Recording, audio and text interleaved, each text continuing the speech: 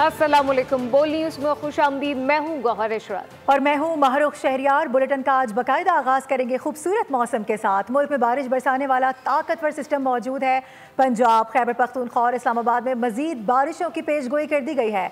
महकमा मौसमियात ने वार्निंग भी जारी कर दी है। शहरियों को शदीद बारिश के दौरान एहतियाती तदाबीर इख्तियार करने और मुमकिन खतरात से बचाव के लिए महफूज मकामात पर रहने की हिदायत की गई है। मुल्क में बारिश बरसाने वाला ताकतवर सिस्टम मौजूद है। पंजाब, खैबर पख्तूनख्वा और इस्लामाबाद में मजीद बारिशों की पेशगोई है, जबकि महकमा मौसमियात ने वार्निंग जारी कर दी।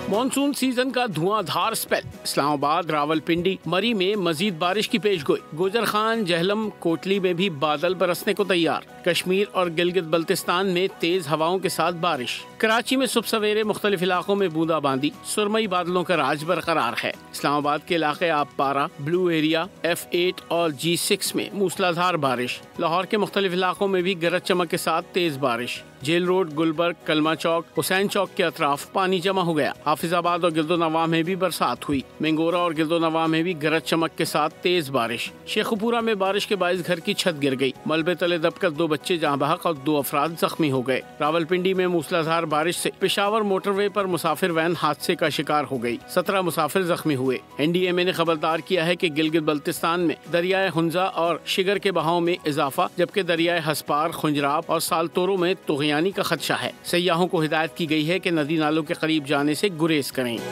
लाहौर का रुख करेंगे। खबरें मौसूल हो रही हैं कि यहाँ पर एक बार फिर से हल्की बारिश का सिलसिला शुरू हो गया है। महकमा मौसमियात की जानिब से भी बता दिया गया है कि ये सिलसिला दिन भर जारी रह सकता है।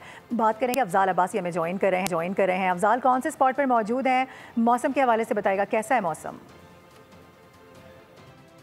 जी बिल्कुल, शहर में एक बार फिर से बारिश का सिलसिला शुरू हो गया है और आज के दिन में ये बारिश का दूसरा स्पेल है। पहले स्पेल की अगर बात की जाए तो बारिश के पहले स्पेल में सबसे ज़्यादा बारिश जो है वो लक्ष्मी चौक में 28 मिलीमीटर रिकॉर्ड की गई। इसके साथ साथ जेल रोड और एयरपोर्ट पर 27 मिलीमीटर बारिश रिकॉर्ड की गई। MD वासा का कहना है कि वासा का अमला जो है वो फील्ड में मुतहरिक है और अहम शाहराहों और नशेबी इलाकों से साथ साथ पानी निकालने का काम जो है वो जारी है। जबकि महकमे मौसमियात का कहना है कि बारिश का ये सिलसिला आज दिन भर लाहौर शहर में वक्फे से जारी रहने का इम्कान है। शहर में कहीं हल्की और कहीं तेज़ बारिश का सिलसिला जो है वो इस वक्त भी जारी है और बारिश के बाद जो है, बारिश के साथ ही मौसम जो है वो शहर का खुशगवार हो गया है और 10 किलोमीटर फ़ी घंटा की रफ्तार से शहर में हवाएं चल रही हैं। जी अफजाल अब्बासी, बहुत शुक्रिया। सखर बैराज के गेट नंबर 43 की मिट्टी में धंसने का मामला संगीन सूरत हाल इख्तियार कर गया है। गेट को सैलाबी पानी से बचाने के लिए कॉफर डैम को मजबूत किया जा रहा है, जबकि हैवी मशीनरी काम कर रही है। मजीद क्या तफसीलात हैं, शाहिद अली से जानते हैं। जी शाहिद।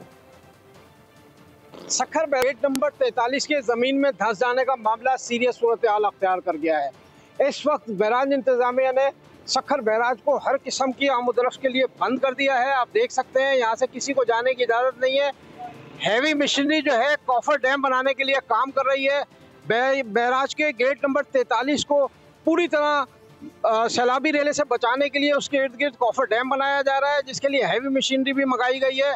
जबकि इस गेट के अतराफ में तमाम मिट्टी की बोरियां, रेत की बोरियां रख के यहाँ पर पानी की आमद-ओ-रफ्त को बंद किया गया है।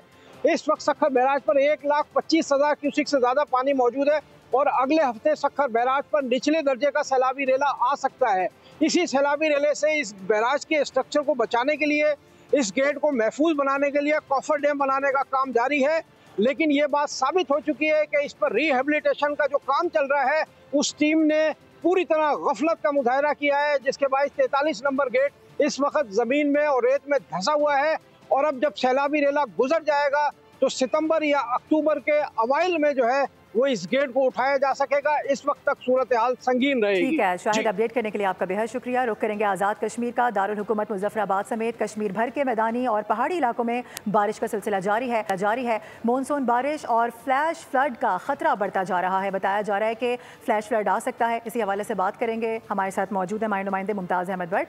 मुमताज़, बताएगा इस हवाले से इंतजामिया की जानिब से क्या किया जा रहा है? गुज़िश्ता आज़ाद कश्मीर के दारुल हुकूमत मुजफ्फराबाद समेत आज़ाद कश्मीर के ज़ेरी और बालाई इलाकों में वक्फे से मानसून बारिश का सिलसिला जारी है। बारिश के बायस आज़ाद कश्मीर के नशेबी इलाकों में पानी जमा होना शुरू हो चुका है, जबकि बालाई इलाकों में तेज़ बारिश की वजह से अर्बन फ्लडिंग का जो खदशा है वो भी बढ़ चुका है। अगर बात की जाए अटियाँ बाला की, तो अटियाँ बाला, चिकार और बनी लंगड़ियाल के इलाकों में फ्लैश फ्लड आने से 6 मकानात, दुकानें और गाड़ियों को भी मुतअद्दिद गाड़ियों को नुकसान भी पहुंचा है। अगर दूसरी जानब बात की जाए रोड्स की, तो मुजफ्फराबाद से अटियाँ और नीलम चिकार जाने वाली रोड पर जो फिसलन और पत्थर गिरने का सिलसिला है वो भी जारी है। SDMA के मुताबिक आज़ाद कश्मीर के जुमला जो रोड है वो खुले, ताम लोगों और स्याहों से ये इल्तमास की गई है कि वो गैर ज़रूरी सफ़र से इजतनाब करें। ताम महकमा मौसमियात के मुताबिक आइंदा 24 घंटे के दौरान मुल्क भर के अंदर कहीं तेज़ और कहीं हल्की बारिश का इम्कान जाहिर किया है। जी बहुत शुक्रिया। जिला उकाड़ा में भी गरज चमक के साथ होने वाली बारिश ने जलथल कर दिया है। बारिश के बायस नशेबी इलाके ज़ेर आब, जबकि मौसम इंतहाई सुहाना हो गया। मजीद क्या तफसीलात है, राव नदीम से जानते हैं। जी बिल्कुल, गिरदोनवा में रात गए से कहीं हल्की और कहीं तेज बारिश का सिलसिला वक्फे से जारी है। गरज चमक के साथ होने वाली बारिश ने जलथल एक कर दिया है। रिनाला खुर्द, हुजरा शाम की मंडी, अहमदाबाद, गोगेरा समेत दीगर जो इलाके हैं वहाँ पर भी बादल जमकर बरसे हैं। बारिश के बायस नशेबी इलाके ज़ेर आब आ चुके हैं, जबकि गली बाजार नदी नालों का मंजर पेश कर रहे हैं। मैं इस वक्त एक मकामी शाहरा पर मौजूद हूँ। यहाँ पर आप देख सकते हैं ट्रैफिक की रवानी भी जो मुतासर नजर आ रही है और शहरियों को भी गुजरने में काफ़ी दिक्कत का सामना है। सूरत ये बताई जा रही है कि उकाड़ा के दीगर इलाके ऐसे हैं जहाँ पर पानी ज़्यादा जमा हो चुका है और वहाँ पर शहरियों को जो है प्रॉब्लम जो है वो क्रिएट हो रही है। इस सूरत हाल में मकामी इंतजामिया जो है वो एक्टिव हो चुकी है और पानी की रीजिंग के लिए वो अमल करती हुई दिखाई दे रही है। मैं इस वक्त आपको ये भी बताता चलूँ कि गुज़श्ता दिनों जारी जो लहर थी गर्मी की, उसमें काफ़ी हद तक कमी वाक़ हो चुकी है और इंतहाई जो है मौसम जो है खुशगवार हो चुका है। महकमा मौसमियात की अगर बात की जाए तो मौसमियात के मुताबिक बारिश का जो सिलसिला ये आइंदा 2 रोज़ तक ऐसे ही मज़ीद जारी रहने का इम्कान है। आपका बहुत शुक्रिया। आगे बढ़ेंगे, दीगर खबरों की जाने बढ़ते हुए आपको बताएं कि कराची के इलाके डिफेंस से मॉडल और अदाकारा हुमैरा असगर की कई रोज़ पुरानी लाश मिली है। लाश की हालत देखकर अंदाज़ा रहा है कि ये लाश 15 दिन पुरानी हो सकती है। सिंध पुलिस वाक़े की मुख्तलिफ ज़ावियों से तहकीकात कर रही है।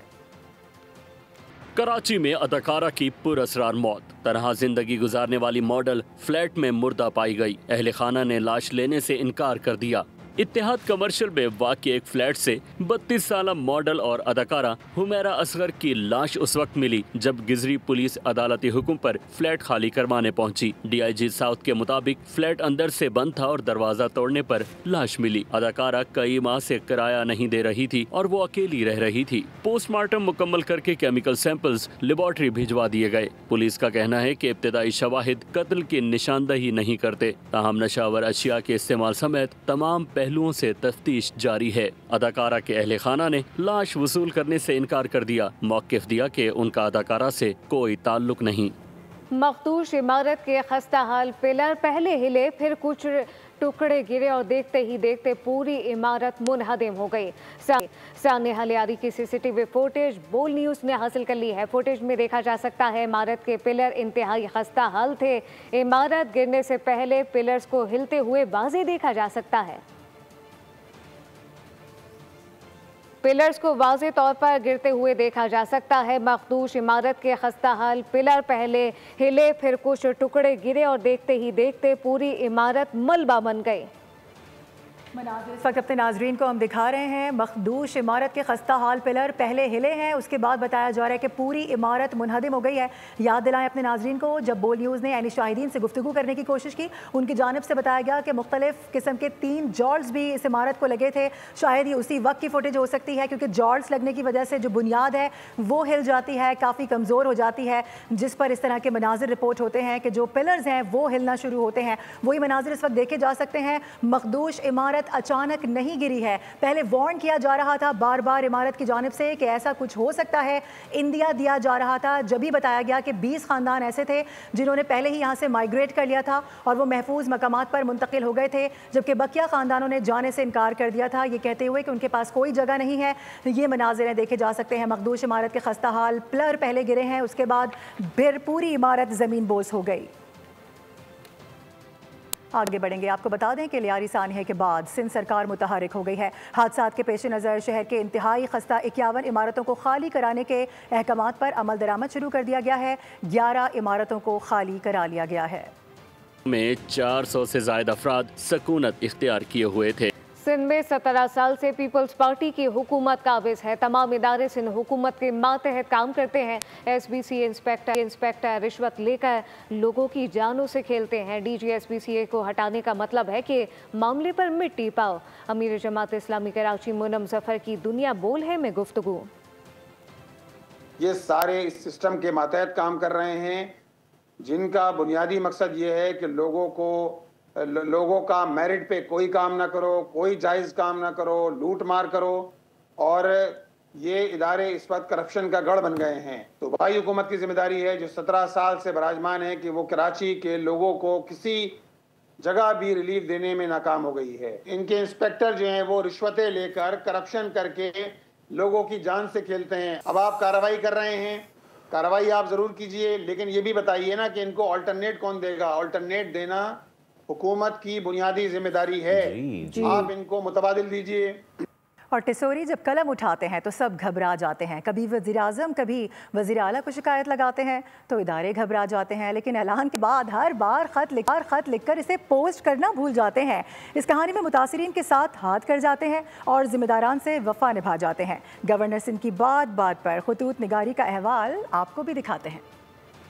खत जो तेरे नाम लिखता हूँ, बस तकिए के नीचे दबाए रखता हूँ। जी जनाब, बात हो रही है हमारे अवामी गवर्नर कामरान टिसोरी की।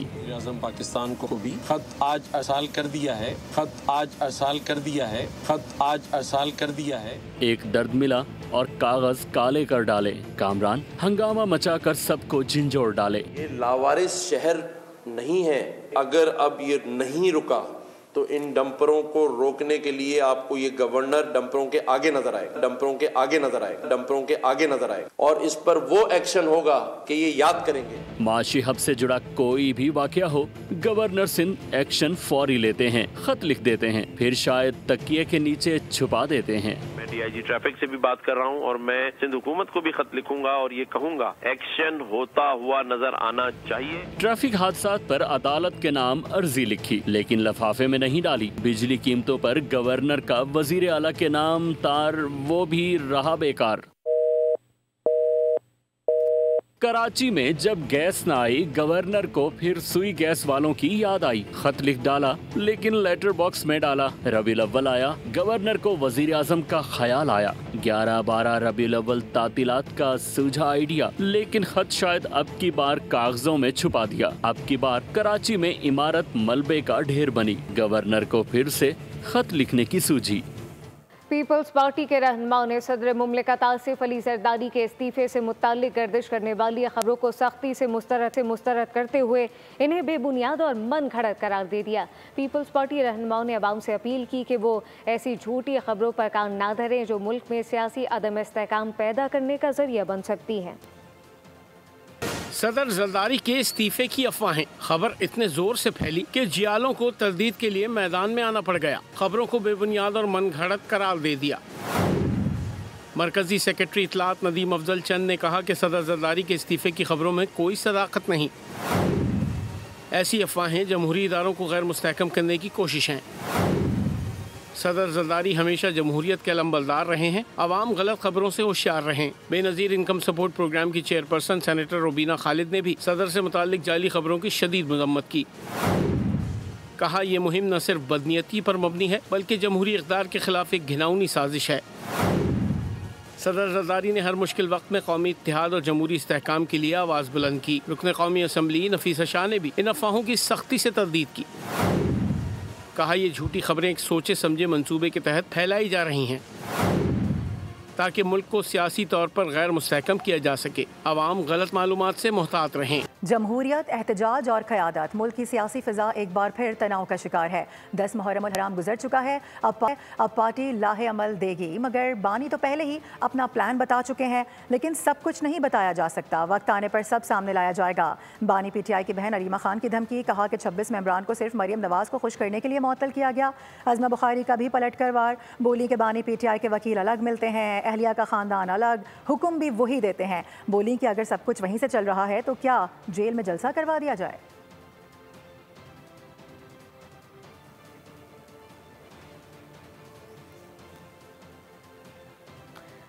26 नवंबर से कबल बानी पीटीआई की रिहाई से मुतालिक बड़ी पेशरफ होने के करीब थे और हमारे इब्तिदाई मुज़ाकरात में अगर पेशरफ हो जाती तो बड़ा ब्रेक थ्रू होना था।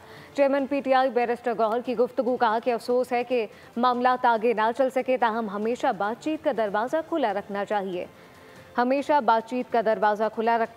26 नवंबर से कबल बानी पीटीआई की रिहाई से मुतालिक बड़ी पेशरफ के करीब थे और हमारे इब्तिदाई मुज़ाकरात में अगर पेशरफ हो जाती तो बड़ा ब्रेक थ्रू होना था। चेयरमैन पीटीआई बैरिस्टर गौहर की गुफ्तगू कहा कि अफसोस है कि मामलात आगे ना चल सके। खबरों का सिलसिला जारी है, वक्त हुआ एक ब्रेक का, हमारे साथ रहिए।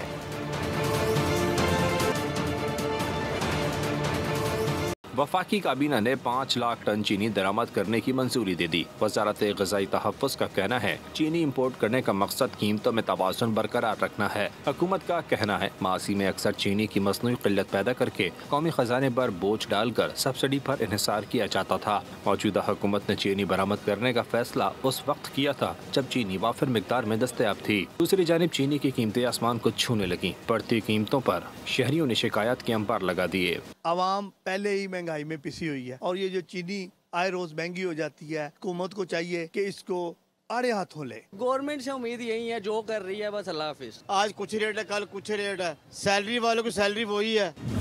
कराची और लाहौर में फी किलो चीनी 200 रुपए किलो तक जा पहुंची, जबकि कोयटा के शहरी 190 रुपए फी किलो चीनी खरीदने पर मजबूर है।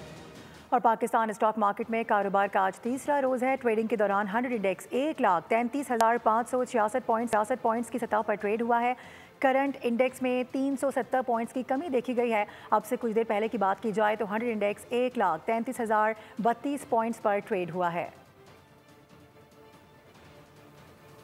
हज 2026 के लिए लाजमी रजिस्ट्रेशन का आज आखिरी दिन है। अब तक 2 लाख आज़मीन हज रजिस्ट्रेशन करा चुके हैं, जबकि मजहबी उमूर के मुताबिक शहरियों को घर बैठे बगैर किसी इजाफी फ़ीस के ऑनलाइन रजिस्ट्रेशन की सहूलत फराहम की गई है। रजिस्ट्रेशन करवाने वाले ही फरीज़ हज अदा करने के अहल करार पाएंगे। अखराजात और दीगर शराइत और ज़वाबित हज के पॉलिसी के मुताबिक अलग से जारी किए जाएंगे। सऊदी हुकूमत रजिस्ट्रेशन की बुनियाद पर ही हज कोटा मुकर्रर करेगी। अभी खबर यह है कि तुर्की के वज़ीर ख़ारजा हाकान फ़िदान सरकारी दौरे पर इस्लामाबाद पहुंच गए हैं। एडिशनल सेक्रेटरी सैयद अली गिलानी ने उनका इस्तकबाल किया है। तर्जुमान दफ्तर ख़ारजा के मुताबिक हाकान फ़िदान का दौरा बरादराना ताल्लुकात की अक्कासी करता है। दौरे में बाहमी दिलचस्पी के तमाम अहम उमूर पर तबादला ख्याल किया जाएगा। तुर्की के वफ़द और नायब वज़ीर आज़म इसहाक डार के दरमियान बाज़ाब्ता मुज़ाकरात होंगे। वज़ीर आज़म शहबाज शरीफ से भी 1-on-1 मुलाकात होगी। गाजा में इसराइली फौज के वहशियाना हमले जारी हैं। काबिज फौज ने एक रोज़ में मजीद 8 इमदादी कारकुनों समेत 95 फ़लस्तीनियों को शहीद कर दिया। इसराइली फौज ने फ़लस्तीनी मुज़ाहमती तंजीम हमास के कमांडर को भी शहीद करने का दावा किया है।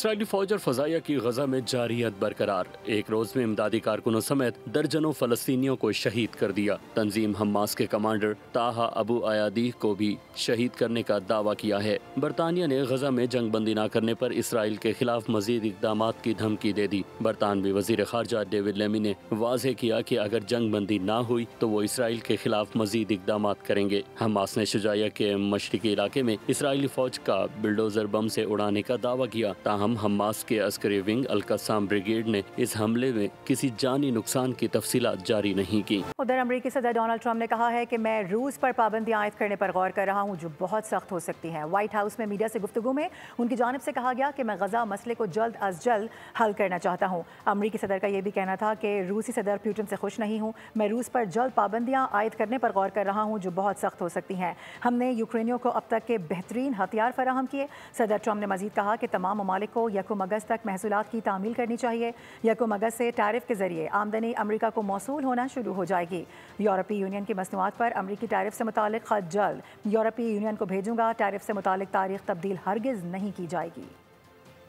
मातरे मिल्लत मोहतरमा फातिमा जिन्ना की आज 58वीं बरसी मनाई जा रही है।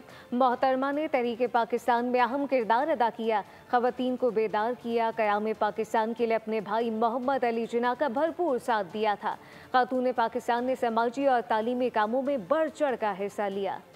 न्यूज़ बुलेटिन से फिलवक्त इतना ही। विजिट कीजिए bolnews.com और देखते रहिए बोल।